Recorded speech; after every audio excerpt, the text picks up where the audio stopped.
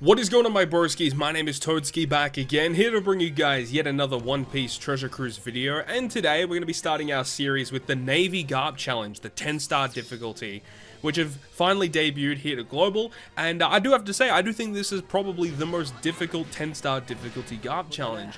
And it's not really that there's a lot of debuffs that you have to take into consideration, but the enemies have a lot of HP, and having like multiple turns of bursting that you have to have is just really annoying.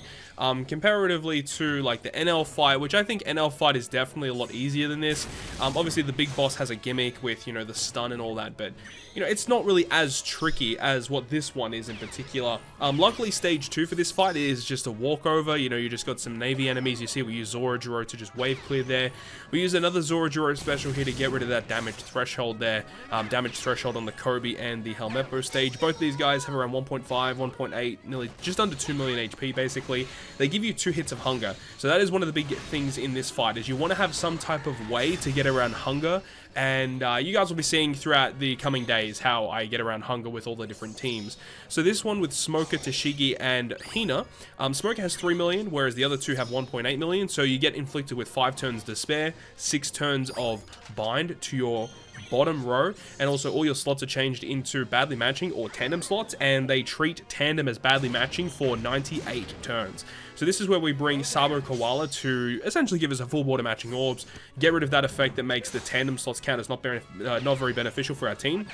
Because remember, with Kaido, he makes tandem slots appear more often, he makes them matching. We have the ship as well, the Victoria Punk, which also makes tandem slots appear more often. So we want to make sure that we can actually get those tandem slots and make them beneficial. So it's important that we actually do that.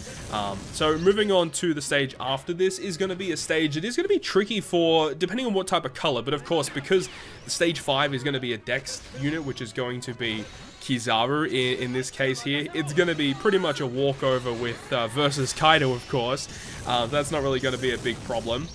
So with Kizaru, you can just go ahead and kill him. However, the thing is he does make it a little bit difficult to kill him, because he does enable the effect of making perfects more difficult to hit, and if you do not kill him, he will give you blindness for 5 turns. So, you know, bringing a character dedicated to remove blindness isn't really fun, but the good thing about this is he doesn't like do any death damage. He doesn't actually hit very hard, or depending on your team composition, of course.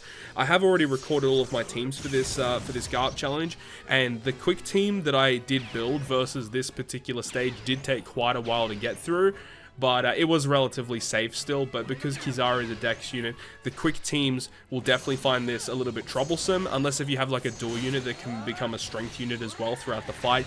That would be ideal, but it does depend on your team composition. Moving on to the 6th floor, so we have Fujitora.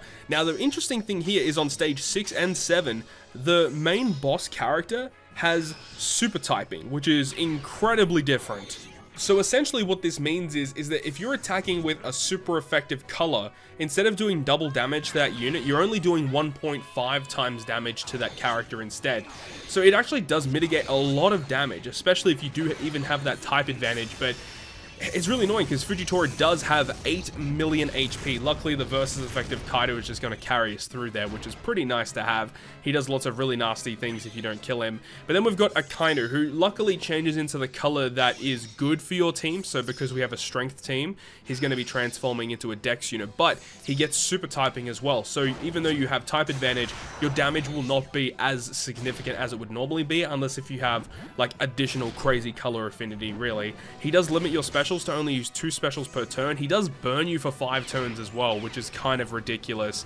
So I really hate that. And after you kill him, he does revive with half of his health, and he applies 2 turns of damage threshold. So he does it when he's under 50%.